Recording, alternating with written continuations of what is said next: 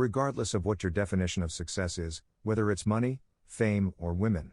When you look around and see other, more successful men, you either feel one of two ways. You either hate them for their success, or you respect it. Men have interesting relationships with other men.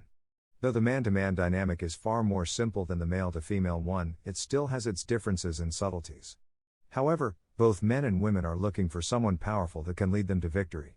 They're looking for a commander they can follow to conquer new kingdoms. They're looking for guidance on how to master themselves and the world around them.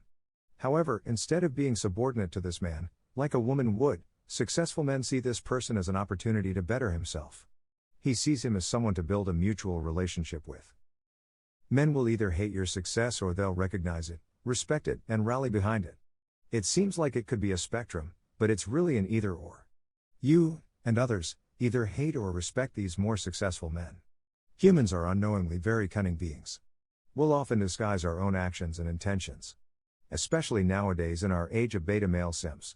And to be fair, it's not really our fault. It's essentially a survival mechanism for the weak. But sometimes people aren't even aware of their own instinctual feelings. But believe me when I say it's an either-or.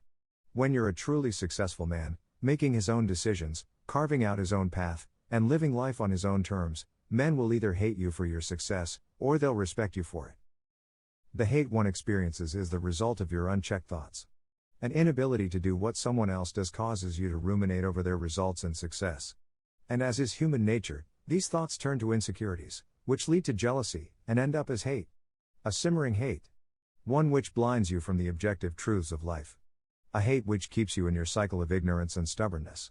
On the other hand, you have men willing to accept their own potential for improvement. Men who are willing to acknowledge the success another person has, and appreciate the hard work necessary to reach it. In short, you have mature men. Those who've seen enough of the world to recognize something special when it's sitting in front of them. And most of all, to respect it. Men who acknowledge your pain and suffering, and actively seek to learn from your experiences. These are the ones worth building with, and around. So of these two men, you want to be one of them in particular. Either the one who lets his hate blind him from improvement, and chooses to stubbornly remain on his path. Or the man who checks his ego, willingly partners with more successful men, respects the struggle they've been through, and aims to learn from this relationship. You choose. This step is crucial to becoming a man others can respect. Before you can be the type of successful man others are jealous of, you must first be willing to improve yourself accordingly. Before you can become a man others can rally behind, you first need to possess the right internal. You need to check your ego in the face of success and adopt a sense of humility. Instead of resenting those who are more successful, learn from them. Use them. Just like they undoubtedly did to reach their own success. Ultimately, the choices you make determine your fate.